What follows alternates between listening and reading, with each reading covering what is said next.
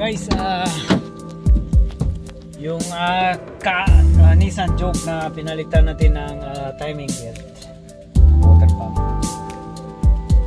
Actually, water pump lang yung napalitan dahil kanyang belt is wrong, no? Wrong parts. It's the belt is short, about like 2 mil short yung kanyang length. So most likely babalik tayo at saka para lang ikabit yung kanyang timing belt, which is yun na lang ang kulang. So yung luma pa rin na timing belt ang kinabit natin, binalik lang natin dahil walang mali nga yung timing belt na naikabit, na nabili. So dinidiscourage ko kayo guys pagka mga ganyan, mga critical components sa sasakyan. I advise, my advice na bili na lang kayo sa yung sa mga local motor factory shop, para hindi kayo maproblema pagka nagkamali kayo ng tawag nito, order ng parts, especially mga timing belt kit o timing chain. Bilhin lang kayo sa mga local dealer, local stores. Anyway, magkano lang naman yung diferensya niya, mga 20 euro, maximum 30 euro difference. So it's not really bad, like, so just buy parts or engine components or whatever yung sa mga local shops, local motor factory shops. And then pina-drive natin yung Nissan Juke ng 5 to 10 minutes, and then babalik yun after 5 to 10 minutes driving para na makita natin yung coolant levels pagbalik, at saka mag-settle down yung kanyang coolant after driving. So ang pakay natin dito is marami pa rin nagtatanong kung bakit nga daw merong timing belt yung mga hindi nandito sa sasakyan ko, no? Sa ibabaw. So again, these are my timing belt collections or souvenir ko ito, yung mga yan. Bawat sasakyan ng timing belt mayroong corresponding video on my channel. You can have a look on my channel or visit me on my channel for the videos on whatever timing belt that I've done. So para masagot natin yung mga katanungan kung bakit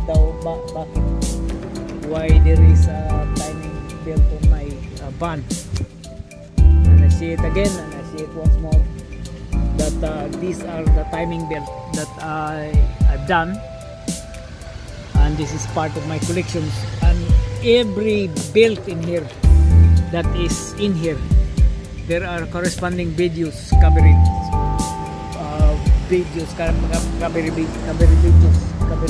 coverage on my channel if you want to see. So like yeah, so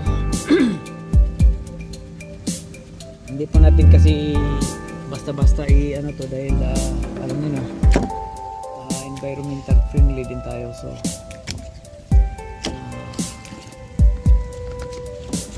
instead na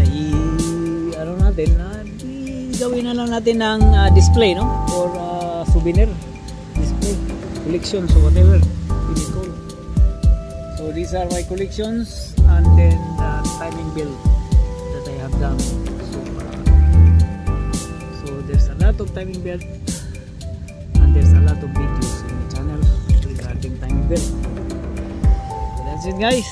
So another collection, madagdag natin yung Nissan Juke, which is in the future ikakabit natin. Sa ngayon bibili pa siya ng timing belt kasi yung timing belt na nakuha niya is luma, hindi prescribed na timing belt. So yun guys, so bumalik na yung Nissan Juke dito. Titingnan natin yung kanyang coolant level. Nag-settle down ba ito? Okay.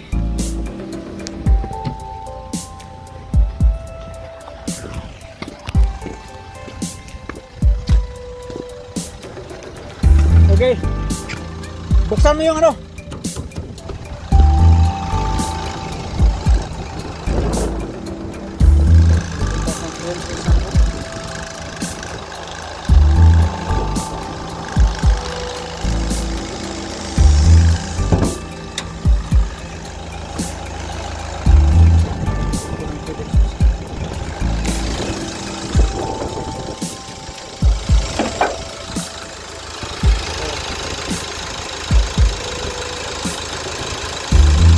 Hindi na bumaba, no? So yan na talaga ang pinaka-settle down niya. At yung kanyang cooling fan.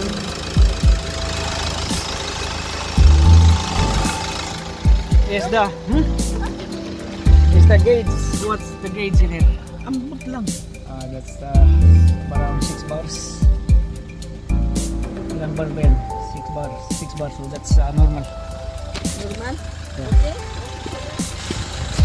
Stop the engine and then start again.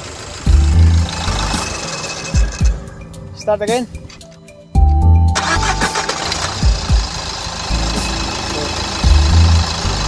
Yes.